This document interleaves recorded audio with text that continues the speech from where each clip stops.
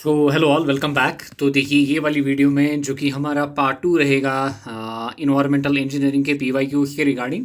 And यहाँ पे हम देखेंगे JKPSC AE के पेपर को, that is up 2013।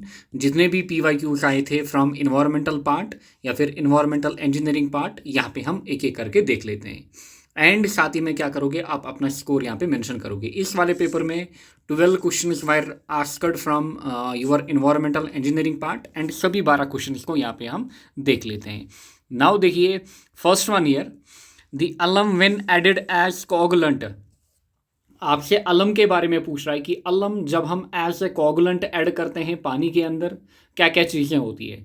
Does not require alkalinity in water for flocculation, increase pH value of water, does not effect pH value of water, decrease pH value of water. So देखिए, alum के बारे में आपसे पूछ रहा है।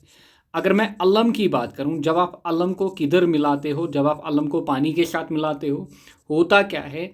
Already आपको ये चीज़ पता होगी कि हमारे पास यहाँ पे एक स्टिकी कंपाउंड बनता है, that is ALOH whole thrice हमारे पास। अच्छा, देन साथ ही में हमारे पास यहाँ पे कैल्शियम सल्फेट बन के आता है, दैट इज हमारी परमानेंट हार्डनेस। कैल्शियम सल्फेट हमारे पास क्या है, एक टाइप की परमानेंट हार्डनेस यहाँ पे बन के आती है। देन साथ ही में यहाँ पे जो CO2 है हमारे पास, वो भी बन के आता है। नाउ जब भी हमारे पास CO2 पानी के अंदर आ जाए, H2S पानी के अंदर आ जाए, इनके कारण क्या होती है पानी के अंदर, एसिडिटी। सो देयरफॉर जब यहाँ पे CO2 बना हमारे पास, तो आप कहोगे कि पानी के अंदर क्या हुई, एसिडिटी आई। नाउ अगर पानी के अंदर एसिडिटी आई, बताइए pH के ऊपर क्या इम्पैक्ट होगा। बचपन मतलब क्लास 11 से आप पढ़ के आ रहे हो, जब आप इक्विलिब्रियम वगैरह पढ़ते थे, एसिडिटी मीन्स pH का वैल्यू कम हमारे पास, यानी कि pH जो है पानी का वो डिक्रीज होगा। Therefore decrease pH value of water. And ये जो कंपाउंड हमारे पास यहाँ पे बनता है ALOH होल थ्राइस, यही हमें हेल्प करता है कि इसमें सीप कोगुलेशन के अंदर। सो ये चीज़ भी आपको याद रखनी है। So therefore the alum when added as coagulant in water decrease pH value of water. So pH जो पानी का है, वो हमारे पास pH वैल्यू हमारे पास डिक्रीज हो जाता है, means acidity will increase. Next year, activated carbon is used for disinfection, removing hardness, removing odors, removing corrosiveness। Now activated carbon के बारे में बात हो रही है। एंड पहले ये आप बताइए कि एक्टिवेटेड कार्बन का आप यूज़ कहाँ पे करते हो, कहाँ पे मतलब किस स्टेज पे आप एक्टिवेटेड कार्बन का यूज़ कर सकते हो। देखिए, हमारे पास जनरली पहले क्या होती है, स्क्रीनिंग होती है।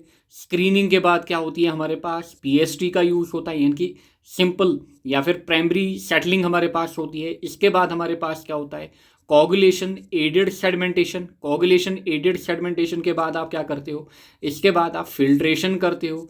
फिल्ट्रेशन के बाद आप फाइनली क्या करते हो, ये मोटा मोटा हमारे पास डिसइंफेक्शन। सो इसके बाद आप क्या करते हो, डिसइंफेक्शन।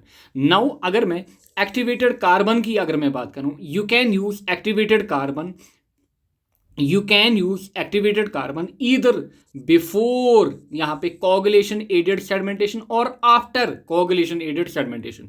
यानी कि या तो आप कोगुलेशन एडेड सेडिमेंटेशन से पहले यूज करोगे एक्टिवेटेड कार्बन, या फिर इसके बाद। बट याद रखिएगा, नॉट बिफोर फिल्ट्रेशन, मतलब नॉट आफ्टर फिल्ट्रेशन। फिल्ट्रेशन के बाद आप इस चीज़ का यूज़ नहीं कर सकते। ये सब चीज़ें हमने देखी हैं। सो फिल्ट्रेशन के बाद आप एक्टिवेटेड कार्बन का यूज़ नहीं कर सकते। आप या तो कोगुलेशन एडेड सेडिमेंटेशन से पहले करोगे, या तो कोगुलेशन एडेड सेडिमेंटेशन के बाद करोगे, बट बिफोर फिल्ट्रेशन। ये चीज़ आपको याद रखनी है, बट बिफोर फिल्ट्रेशन आप एक्टिवेटेड कार्बन का यूज़ करते हो। अब क्यों करते हो जनरली, अब क्यों करते हो जनरली, जो टेस्ट एंड ऑर्डर वाली प्रॉब्लम आ जाती है पानी के अंदर, उसको रिमूव करने के लिए, या फिर ऑर्गेनिक मैटर को कम करने के लिए, या फिर जो हमारे पास फिनोलिक कंपाउंड्स हैं उनको कम करने के लिए। एंड साथ ही में क्लोरीन डिमांड को ये कम कर देता है। इसका एक और बेनिफिट हमारे पास, क्लोरीन डिमांड आपकी रिड्यूस हो जाती है। एंड एक और बेनिफिट हमारे पास, जो एक्टिवेटेड कार्बन होता है, इट इज़ नॉट हार्मफुल।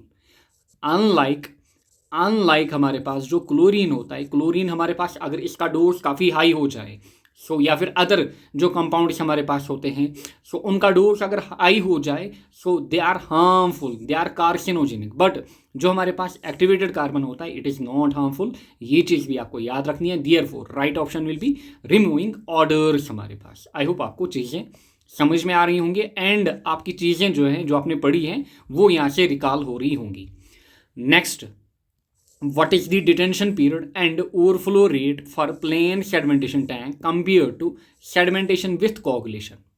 अब ध्यान दीजिएगा, एक आपसे पूछ रहा है प्लेन सेडिमेंटेशन टैंक, दूसरा सेडिमेंटेशन विथ कोगुलेशन यानी कि कोगुलेशन एडेड सेडिमेंटेशन।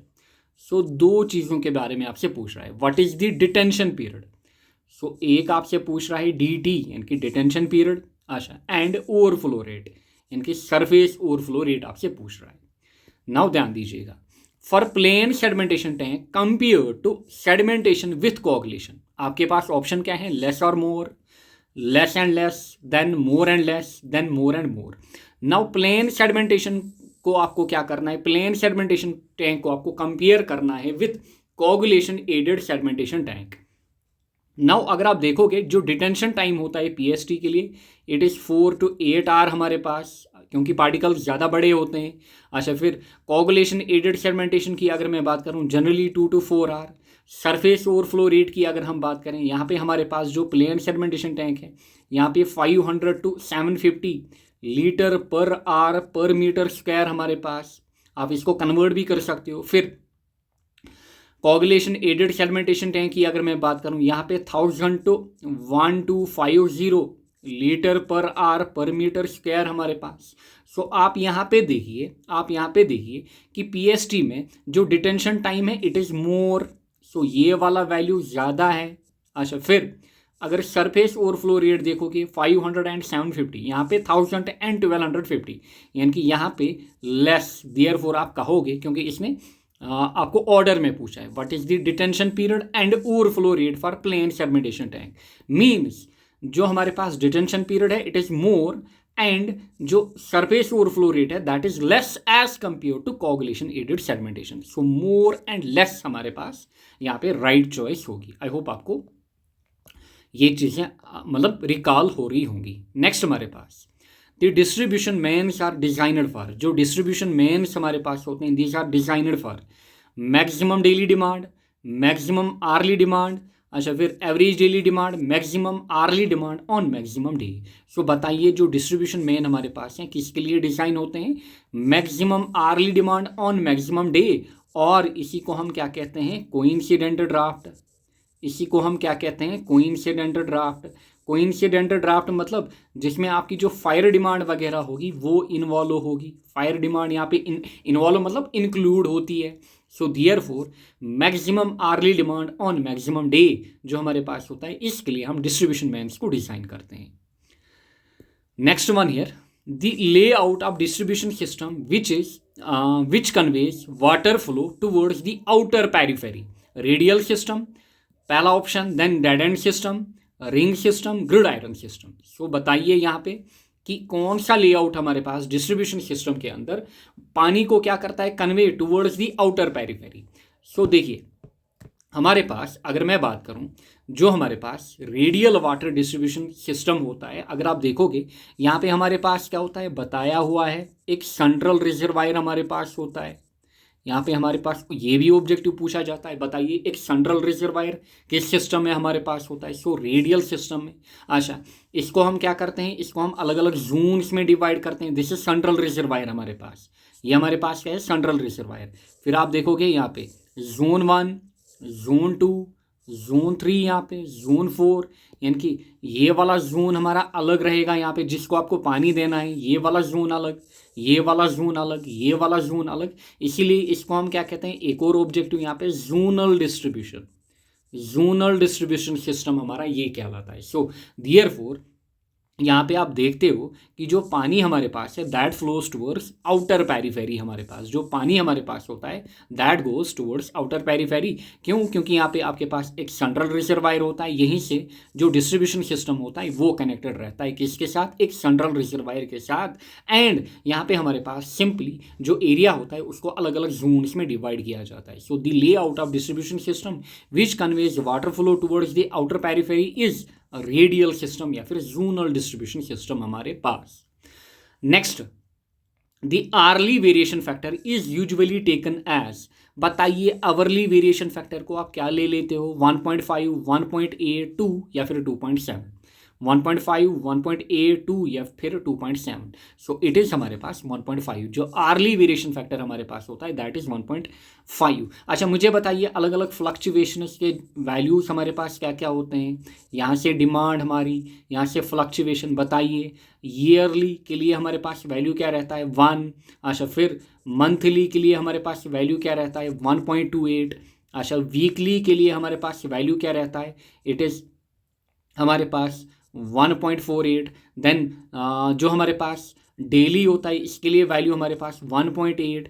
फिर आवरली के लिए हमारे पास वैल्यू क्या रहता है 2.7। बट ध्यान रखिएगा, अच्छा ये चीज़ें आप क्या निकाल रहे हो, ये चीज़ें आप मैक्सिमम डिमांड्स निकाल रहे हो। ये चीज़ें आप क्या निकाल रहे हो, maximum demands corresponding to average demand, corresponding to average. So maximum corresponding to average ये आप निकाल रहे हो। बट जब भी आपसे पूछे आर्ली वेरिएशन फैक्टर, सो आर्ली वेरिएशन फैक्टर हमारे पास क्या होता है 1.5। Next, a pipe conveying domestic water waste water from plumbing fixtures of a single building to common sewer or point of immediate disposal is known as। ध्यान दीजिए, a pipe conveying domestic waste water. So एक pipe हमारे पास है जो कि domestic waste water निकाल रही है। अच्छा फ्रॉम प्लम्बिंग फिक्सचर्स यहाँ पे सिंगल बिल्डिंग यानी कि बिल्डिंग से ही निकल रहा है टू कॉमन सीवर, इसके बाद एक कॉमन सीवर में चला जा रहा है और point of immediate disposal is known है। सो इसको हम क्या कहते हैं, इसको हम कहते हैं हाउस सीवर। सो इसको हम क्या कहते हैं, हाउस सीवर। अच्छा हाउस के बाद हमारे पास लेटरल, फिर ब्रांच, फिर मेन, फिर आउटफॉल सीवर। सो हाउस सीवर कनेक्टेड रहता है किसके साथ, लेटरल के साथ, फिर लेटरल ब्रांच के साथ, ब्रांच किसके साथ, मेन्स के साथ, फिर लास्ट में हमारे पास आउटफॉल सीवर रहता है जो कि फिर वेस्ट को कहाँ पे लेके जाता है, मतलब ट्रीटमेंट प्लांट के अंदर जहाँ पे ट्रीटमेंट होती है हमारे पास। सो इट इज़ हमारे पास सिंपली यहाँ पे house sewer. Next, Ringelmann scale is used to, दिखाया था आपको जो डायग्राम वगैरह भी दिखाई थी। Ringelmann scale is used to measure carbon monoxide, पहला option, measure SO2, grade density of smoke, grade automobile exhaust gas. So Ringelmann scale या फिर रिंगलमैन स्टार जो आपने देखा था that was related to grade density of smoke. यहाँ पे basically ये बात कर रहा था किसके रिलेटेड, स्मोक के related. Next, the amount of residual chlorine left in treated water is about, जो रेजिडुअल क्लोरीन हमारे पास होता है इट इज़ 0.1 to 0.2 ppm हमारे पास, ये हमारे पास होता है रेजिडुअल क्लोरीन। अच्छा यहाँ पे आपके पास ऑप्शंस क्या हैं, 0.01 to 0.05, 0.05 to 0.5 ppm, 0.5 to 1 ppm, then 1 to 2 ppm। Now अगर आप देखोगे दिस इज 0.1 to 0.2, अगर आप देखोगे रेंज हमारे पास। सो 0.1 to 0.2 की अगर मैं बात करूं, ये जो वैल्यू हमारे पास है 0.05, इट इज़ लेस देन 0.1, ये 0.1 से कम है। सो ये नहीं आएगा। अगर आप ये वाला ऑप्शन देखोगे दिस इज 0.5 to 1, 0.5 to 1 यानी कि it is greater than 0.1।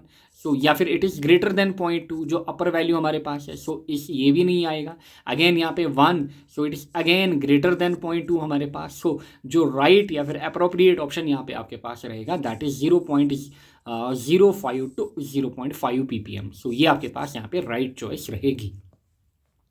Next, which of the following compounds is widely used for algal control, जो लास्ट सेशन हमने किया था सेशन 1 JKSSB JKPSC PYQs का, उसमें भी ये क्वेश्चन हमने देखा था। सो अलगल कंट्रोल के लिए आप क्या करते हो, कॉपर सल्फेट का यूज़ करते हो या फिर बिल्यूविट्रॉल जिसको हम कहते हैं। साथ ही में माइक्रोसिट्रेनर की हमने बात की थी, क्लोरीन की हमने बात की। ये 3 इंपॉर्टेंट चीज़ें हैं जिनसे आप क्या कर सकते हो, अलगल कंट्रोल कर सकते हो। Next, the rate of filtration through slow sand filters in million litre per day per hectare is, बताइए स्लो सैंड फिल्टर।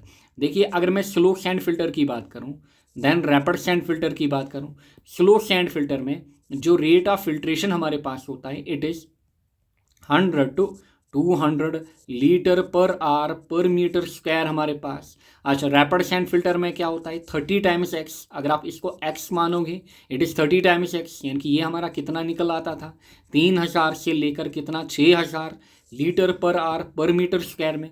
फिर अलग अलग 3-4 टाइप के कन्वर्जन आपको दिखाए। अगर अलग अलग मतलब कन्वर्जन मतलब अगर ऑप्शन को क्या करें चेंज करें यहाँ पे, सो यहाँ पे पूछ रहा है million litre per day per hectare. So slow sand filter के लिए पूछ रहा है। सो इट वाज हमारे पास इसका वैल्यू आपको बताया था एंड ये भी बताया था कैसे आप कन्वर्ट करोगे। इट इज़ हमारे पास 24 to 48 million litre per day per hectare, किसके लिए? स्लो सैंड फिल्टर के लिए। सो अगर आप ऑप्शन यहाँ पे देखोगे, ये आपका नहीं आएगा, ये आपका नहीं आएगा, ये आपका नहीं आएगा। It is 24 to 48। So 24 to 48 आपका इसमें लाई करेगा। सो ये आपका यहाँ पे राइट चॉइस रहेगी।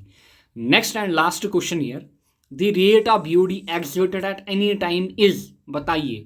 जो बीओडी आपने देखा था, आपने क्या देखा था? आपने देखा था बीओडी एक्सर्टेड, ये आपके पास क्या होता था? बीओडी एक्सर्टेड या फिर बीओडी सेटिस्फाइड हमारे पास। अच्छा, it was directly proportional to, बताइए किसके? यहाँ से आप क्या देख रहे थे? Oxygen equivalent of organic matter, या फिर जिसको आप क्या कह रहे थे? बीओडी रिमेनिंग आप यहाँ से देख रहे थे। देन सो आपने क्या देखा? जो बीओडी एक्सर्टेड या फिर सेटिस्फाइड हमारे पास होता है, it is directly proportional to BOD remaining हमारे पास। So directly proportional to BOD remaining. So I hope आपको यहाँ से जितने भी क्वेश्चन, 12 क्वेश्चन हमारे पास थे, आपने नोट्स का रिवाइज किया होगा एंड यहाँ से आपके ये क्वेश्चन बन गए होंगे। अगर नहीं भी बन गए होंगे, आपके पास एग्ज़ाम में टाइम है, आप क्या कर सकते हो? चीज़ें फिर से रिकॉल कर सकते हो, जो आपके पास थ्योरी वगैरह है, नोट्स हैं, उनका आप रिवाइज कर सकते हो एंड फिर से इन क्वेश्चंस को लगा सकते हो। सो ये था हमारे पास JKPSC AE 2013 के PYQs। इस हिसाब से और भी हमारे पास आते जाएंगे। So thank you all, best of luck.